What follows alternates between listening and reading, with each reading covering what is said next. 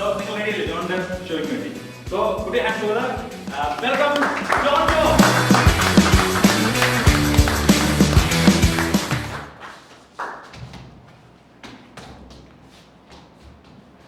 Sorry guys, ചാണ ചവിട്ടി. കുഴപ്പമില്ല, ഞാൻ തൃശ്ശൂരിൽ നിന്നാണ്.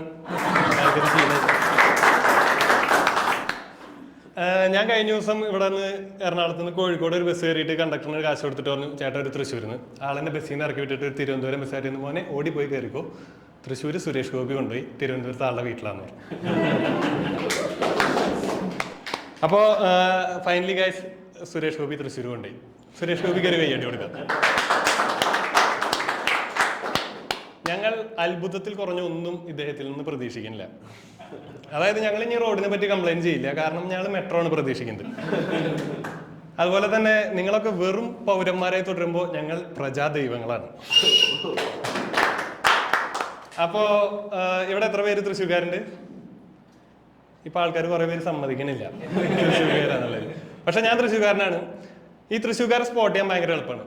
ഞങ്ങൾ ഏത് ഭാഷയും സംസാരിക്കും, തൃശ്ശൂർ ഭാഷയിൽ. ഞങ്ങൾ ഇംഗ്ലീഷ് പറയും ഹൗ ആർ യു. ഞങ്ങൾ ഭായിമാരെ കൊണ്ട് പണിയെടുപ്പിക്കും ബൈ കാം കരോ. എന്തിന്? ഞങ്ങളുടെ സ്വന്തം നടി ഗായത്രി സുരേഷിനെ തെലുങ്കിൽ അഭിനയിക്കാൻ പറ്റും. ഗായത്രി സുരേഷ് അവിടെ പോയിട്ട് പറഞ്ഞു ചുസ്താനെ ചുസ്തേ ചുസ്തു ചുസ്തേ. അതുകൊണ്ട് തൃശ്ശൂർക്കാരെ സ്പോട്ട് ചെയ്യാൻ ഭയങ്കര എളുപ്പമാണ്. എൻ്റെ ഇത്തരം തമാശകൾ കേൾക്കുമ്പോൾ അമ്മയ്ക്ക് മനസ്സിലാവുന്നത് എനിക്ക് സ്റ്റാൻഡപ്പ് കോമഡിയിൽ വലിയ ഭാവിയില്ല എന്നാണ്. ഇപ്പോഴും അമ്മ എൻ്റെ അടുത്ത് പറയുന്നത് മോനെ ഒരു PSC എഴുതി ജോലിക്ക് കയറാൻ നോക്കണം എന്നാണ്. എൻ്റെ തമാശയേക്കാൾ മോശമാണ് എൻ്റെ തലച്ചോറ് എന്നറിയുന്ന ഒരു വ്യക്തി കൂടിയാണ് എൻ്റെ അമ്മ. അതായത് ഞാൻ മണ്ടനാണെന്ന് എൻ്റെ അമ്മയ്ക്ക് അറിയാം. നിങ്ങളൊരു മണ്ടനാണെങ്കിൽ അത് നിങ്ങളുടെ ക്ലാസ് ടീച്ചർ നിങ്ങളുടെ അമ്മേനെ അറിയിക്കും. അതെങ്ങനെ അറിയിക്കാന്ന് വെച്ചാൽ PTA മീറ്റിംഗ് എന്ന് പറഞ്ഞിട്ട് ഇവർ വിളിക്കും നമ്മുടെ അമ്മേനെ. എന്നിട്ട് അമ്മയുടെ അടുത്ത് പറയും ഇവന് നല്ല ബുദ്ധി ഉണ്ട്, ഇത് ഉപയോഗിക്കേണ്ടതാണ്. ഇത് കേട്ടാൽ നിങ്ങൾ മനസ്സിലാവണം നിങ്ങളൊരു മണ്ടനാണ്. പക്ഷെ ഇത് എൻ്റെ അമ്മയുടെ അടുത്ത് ഈ ടീച്ചർ പറഞ്ഞ അന്ന് തുടങ്ങി എൻ്റെ അമ്മ എന്നെ പഠിക്കാൻ നിർബന്ധിക്കൽ നിർത്തി. കാരണം എന്താണെന്ന് വെച്ചാൽ എൻ്റെ ചേട്ടൻ്റെ അടുത്ത് ഇത് തന്നെ പറഞ്ഞായിരുന്നു. അപ്പോൾ നമുക്ക് എക്സ്പീരിയൻസ് ഉണ്ട്. അപ്പോൾ ഇത്രയും മണ്ടനായ എൻ്റെ അടുത്ത് അമ്മ എന്ത് കണ്ടിട്ടാണ് ഞാൻ PSC എഴുതണമെന്ന് പറയണതെന്ന് ഞാൻ അമ്മ എടുത്ത് ചോദിച്ചു. അപ്പം അമ്മ എനിക്കൊരു വീഡിയോ കാണിച്ചു തന്നു. നോക്കിയപ്പോൾ അതൊരു ധ്യാന കേന്ദ്രത്തിലെ വീഡിയോ ആണ്.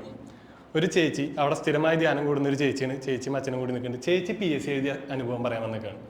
ചേച്ചി PSC പരീക്ഷ എഴുതാൻ പോയി. പരീക്ഷ പേപ്പർ ചേച്ചിക്ക് കിട്ടി. ഒരൊറ്റ ചോദ്യത്തിൻ്റെ ഉത്തരം ചേച്ചിക്ക് അറിയില്ല.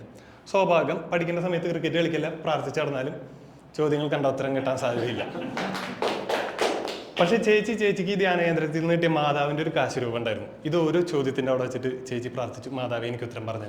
അങ്ങനെ മാതാവ് ചേച്ചിക്ക് ഉത്തരം പറഞ്ഞു കൊടുത്തു എന്നാണ് ചേച്ചി പറയുന്നത്. അങ്ങനെ ചേച്ചി 100 ചോദ്യം എഴുതി 90 എണ്ണം ശരിയായി ചേച്ചിക്ക് ജോലി കിട്ടി. ഈ വീഡിയോ കാണിച്ചു തന്നിട്ടാണ് അമ്മ പറയുന്നത് മോനെ പോയി PSC എഴുതറാന്ന്. ഞാൻ അമ്മയെടുത്ത് പറഞ്ഞു അമ്മേ 100 എണ്ണത്തിൽ 10 എണ്ണത്തിന് മാതാവിന് പോലും ഉത്തരം അറിയില്ല. ഈ സാധനം ഞാൻ എഴുതണമെന്ന് അമ്മ പറയുന്നത്. ഇത് അമ്മയ്ക്ക് ഇഷ്ടപ്പെട്ടില്ല. അമ്മ പറഞ്ഞു മാതാവിന്റെ ബുദ്ധിനെ നീ ചോദ്യം ചെയ്യേണ്ടാട്ടാണ്. ഞാൻ പറഞ്ഞു മാതാവിന്റെ ബുദ്ധി നമ്മൾ പറയേണ്ടതാ. സ്വർണ്ണം പോയി ചേരി ചെമ്പീരിയിടം കിട്ടിയപ്പോൾ ലോകസഭ സീറ്റ് കൊടുത്ത ആളാണ്. സംഭവം ഞങ്ങളുടെ ലൂർദ് പള്ളിയിലെ ലൂർദ് മാതാവ് സ്നേഹം കൂടുമ്പോൾ സുരേഷ് ഗോപിനെ ചെമ്പമ്മിനോ അതെന്നാണ് വിളിക്കുന്നത്.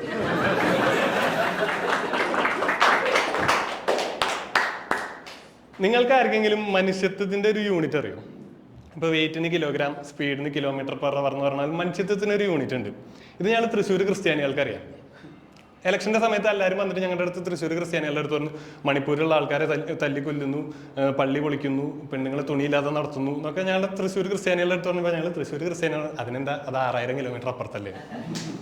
അപ്പോൾ ഹെൻസ് പ്രൂവ് മനുഷ്യത്വം is inversely proportional two kilometre കൂടുന്തോറും മനുഷ്യത്വം കുറയും. ഈ കാരണം കൊണ്ടാണെന്ന് എനിക്കറിയില്ല, എനിക്ക് ദുബായിലുള്ള ചേട്ടനെ ഇപ്പോൾ കണ്ണിന് നേരെ കണ്ടുകൂടാ. സംഗതി സത്യം പറഞ്ഞു കഴിഞ്ഞാൽ മണിപ്പൂരും BJP ജയിക്കേണ്ടതായിരുന്നു. പക്ഷെ വെക്കാൻ കിരീടം കൊണ്ടു ചെന്നപ്പോൾ അവിടുത്തെ മാതാവിന് തലയില്ല. പിന്നെ ഇത് എവിടെ വയ്ക്കും? കേരളത്തിലെ അച്ഛന്മാരുടെ റബ്ബർ ഷീറ്റിന്റെ ഇടയിലോ? That's my time. Thank you guys.